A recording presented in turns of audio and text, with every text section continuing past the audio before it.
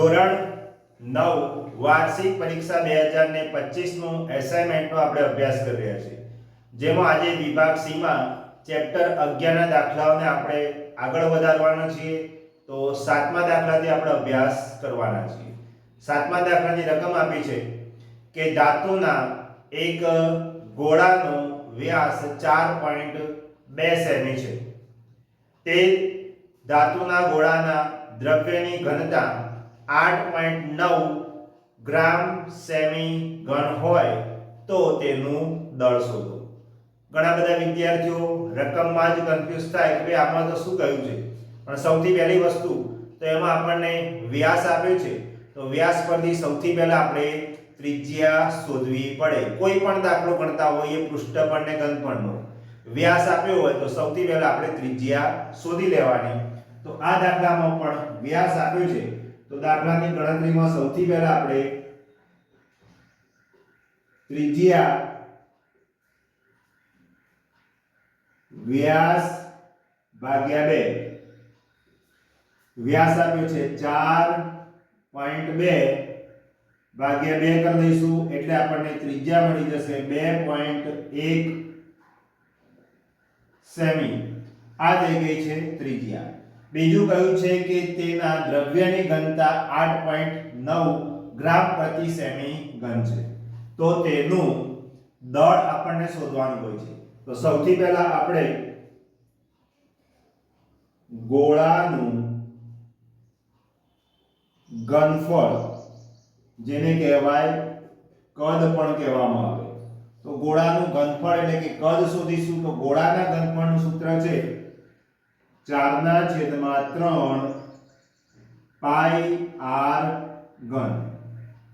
કિંમતો મૂકીએ. 4/3 પાઈની કિંમત 22/7 અને ત્રિજ્યા આપણે લાવ્યા છે 2.1, જેને આપણે આ સ્વરૂપે પણ લખી શકીએ 21/10 21/10 અને 21/10. છેદ ઉડાડીએ, નીચે 7 તરી 21, આ 21 અને ઉપરના 21 નીકળી જશે. 22 × 4 તો 88 ગુણ્યા 21 × 21 441 છેદમાં આપણને થશે 1000. 441 અને 88 નો ગુણાકાર કરીએ તો એ આપણને મળે 38808 છેદમાં 1000, જેના પોઈન્ટ કાપીએ એટલે 38.808 સેમી ઘન. આ થઈ ગયું છે ગોળાનું ઘનફળ, એટલે કે ગોળાનું કદ આપણને આટલું મળ્યું છે. હવે કયું છે દ્રવ્યની ઘનતા આપણને આપી છે. તો દ્રવ્યની ઘનતા એટલે એનું સૂત્ર લખીશું કે ઘનતા બરાબર દળ છેદમાં કદ. વિજ્ઞાનમાં આપણે અભ્યાસ કર્યા છે કે કોઈ પણ દ્રવ્યની ઘનતા એટલે દળના છેદમાં કદ. તો દળનું જે મૂલ્ય છે એ અહીંયા લખી દઈએ કે ભાઈ ઘનતા આપણને આપી છે 8.9. તો 8.9 બરાબર દળ શોધવાનું છે અને કદ 38.808. આ રીતે કિંમતો મુકાઈ ગઈ છે. ત્યાર પછી આપણે ઘનતા જે છે એને એટલે કે 8.9 અને 38.8 બંનેનો થશે ગુણાકાર. 8.9 ગુણ્યા 38.808 બરાબર દળ, એટલે આપણને દળ મળશે. હવે બંનેનો ગુણાકાર કરતી વખતે પહેલા પોઈન્ટો દૂર કરી દેવાના, એટલે કે 89/10 38808 છેદની અંદર 1000 બરાબર દળ. તો ગુણાકાર આપણે કરીએ 345 39 12 આવો કંઈક ગુણાકાર થશે અને છેદની અંદર આપણને 10000 બરાબર દળ. તો આપણને જે દળ શોધવાનું કહ્યું છે દળ બરાબર 345.39 3912 ગ્રામ આશરે આ આપણો શું થઈ ગયો જવાબ થઈ ગયો કે ભાઈ જે ગોળાની દ્રવ્યની ઘનતા આપી છે 8.9 ગ્રામ સેમી ઘન અને વ્યાસ આપ્યો છે 4.2 તો એ ગોળાનું દળ શોધવાનું કહ્યું છે તો દળ આપણને મળે 345.3912 ગ્રામ. તો દાખલા નંબર 7 નો આપણે અભ્યાસ કર્યો. દાખલા નંબર 8 ની રકમ આપી છે એક અર્ધ ગોળાકાર વાડકાની અંદરનો વ્યાસ 10.5 સેમી છે.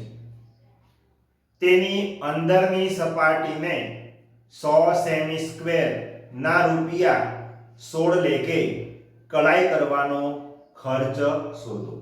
રકમની અંદર આપણને અર્ધ ગોળાકાર વાટકો આપેલો છે અને અર્ધ ગોળાકાર વાટકો કેવો હોય તો અર્ધ ગોળાકાર આકાર આ પ્રમાણેનો હોય. આવા અર્ધ ગોળાકાર વાડકાની અંદરની જે સપાટી છે એનો વ્યાસ આપ્યો છે 10.5 સેમી અને અંદરની આ સપાટી છે એને કરવાનો છે કલાઈ. એનો ખર્ચ આપ્યો છે 100 સેમી સ્ક્વેરના 100 રૂપિયા લેખે આપણે કલાઈ કરવાનો ખર્ચ શોધવાનો કરવો છે. તો શરૂઆત કરીએ. સૌથી પહેલા વ્યાસ આપ્યો હોય એટલે હમણાં જ દાખલા નંબર 7 માં કર્યું એમ સૌથી પહેલા ત્રિજ્યા શોધવી પડશે. ત્રિજ્યા બરાબર વ્યાસ ભાગ્યા 2. વ્યાસનું મૂલ્ય છે 10.5 છેદમાં 2. પોઈન્ટ આપણે દૂર કરીશું એટલે થશે 105 છેદમાં 10 ગુણ્યા 2 બરાબર 105 છેદમાં 20 સેમી. આ થઈ ગઈ છે આપણી અર્ધ ગોળાકાર વાડકાની ત્રિજ્યા. હવે અર્ધ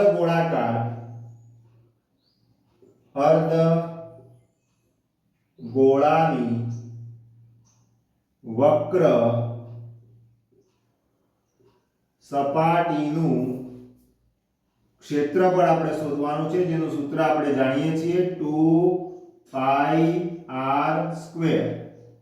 કિંમતો મૂકીએ 2/22 105 છેદમાં 20 અને 105 છેદમાં 20.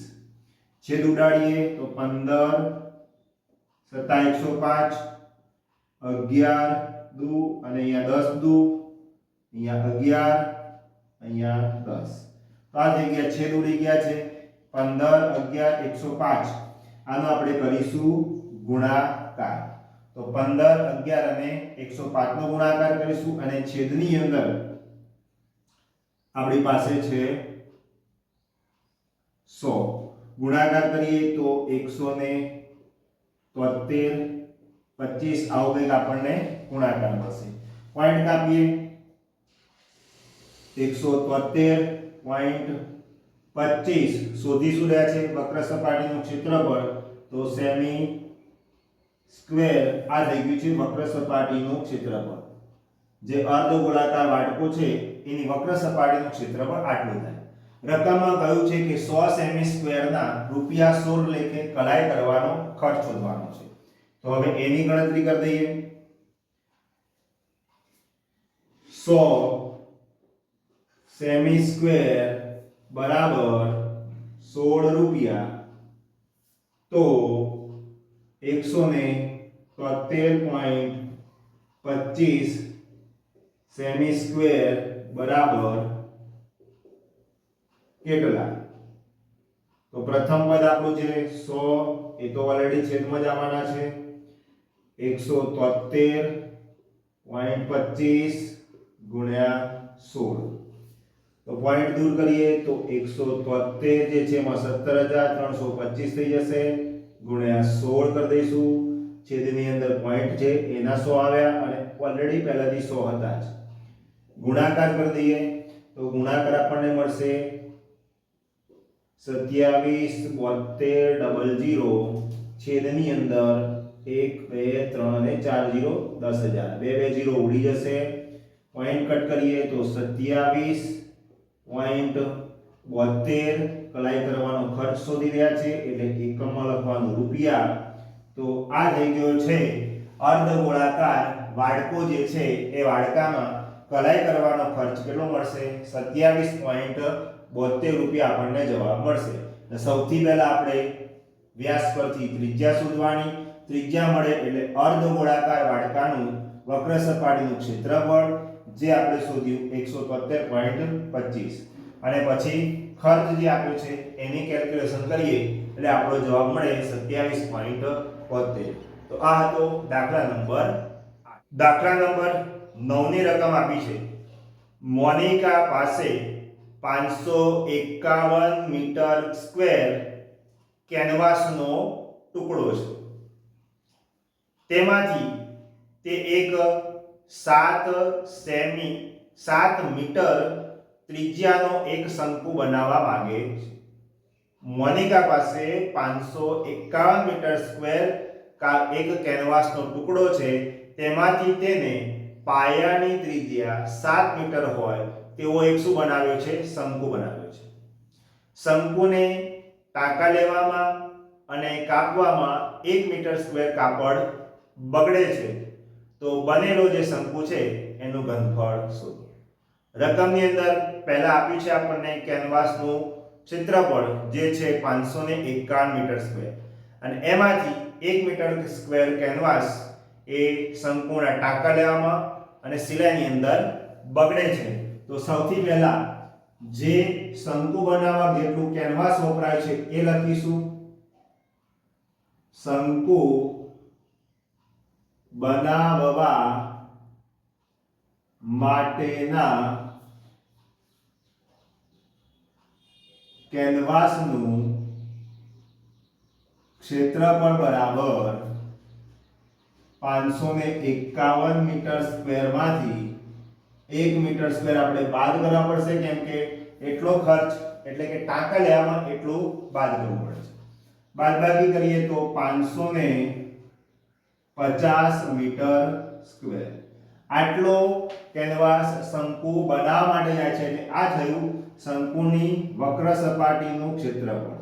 તો ટૂંકમાં લખીશું શંકુની વક્ર સપાટીનું ક્ષેત્રફળ. તો આ થઈ ગયું શંકુની વક્ર સપાટીનું ક્ષેત્રફળ.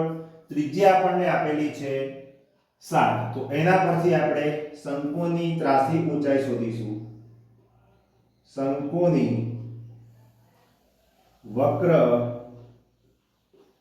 સપાટીનું ક્ષેત્રફળ બરાબર પાઈ આર એલ. ક્ષેત્રફળ જે આપણને મળ્યું 550 22/7 ત્રિજ્યા 7 છે. એલ ત્રાસી ઊંચાઈ શોધવાની છે. 7 ઉડી જશે એટલે કે 550/22 બરાબર આ થયો એલ ને કરતા બનાવી દો.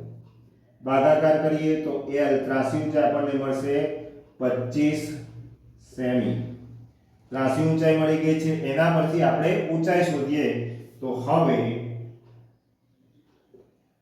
L બરાબર વર્ગમૂળમાં h² + r². h ને કરતા બનાવવો હોય તો આપણે વર્ગમૂળ શું કરવું પડશે? દૂર કરવું પડશે. તો l નો વર્ગ બરાબર h નો વર્ગ + r વર્ગ. કિંમતો મૂકીએ 25 નો વર્ગ h વર્ગ શોધવાના છે. r નું મૂલ્ય છે 7 તો 7 નો વર્ગ. વર્ગ કરીએ 625 બરાબર h વર્ગ અને r વર્ગ નું મૂલ્ય છે 7 49 તેનો વર્ગ થશે. કરતા બનાવીએ તો h વર્ગ બરાબર 625 ઓછા 49 એટલે h વર્ગ નું મૂલ્ય આપણને મળશે 576 માટે h જેનું વર્ગમૂળ કાઢીએ તો 24 સેન્ટીમીટર. આ આપણને મળી ગયો છે શંકુની ઊંચાઈ. અને શંકુની ઊંચાઈ મળે તો જ આપણે શંકુનું ઘનફળ શોધી શકીએ. તો આટલી પ્રક્રિયા પછી આપણે જે શોધવાનું કહ્યું છે શંકુનું ઘનફળ એટલે કે શંકુ આકારના તંબુનું ઘનફળ તો શંકુનું ઘનફળનું સૂત્ર છે 1/3 પાઈ r સ્ક્વેર h.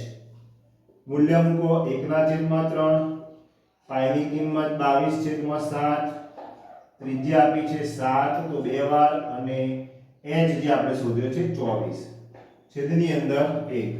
તો પહેલા તો 7 7 ઉડી જશે, 3 8 24 એટલે 22 + 154 ગુણ્યા 8 કરીશું, 8 ચોકે 32 નો 2 વધી 3 8 પંચા 40 ને 3 43 નો 3 વધી પડી 4 8 * 8 ને 4 12 1232 સેમી ઘન. આ થઈ ગયું છે જે મોનિકાએ શંકુ આકારનો તંબુ બનાવ્યો છે એ શંકુનું ઘનફળ. તો આ રીતે આપણે દાખલા નંબર 7 8 અને 9 નો આ વિડિયોની અંદર અભ્યાસ કર્યો છે.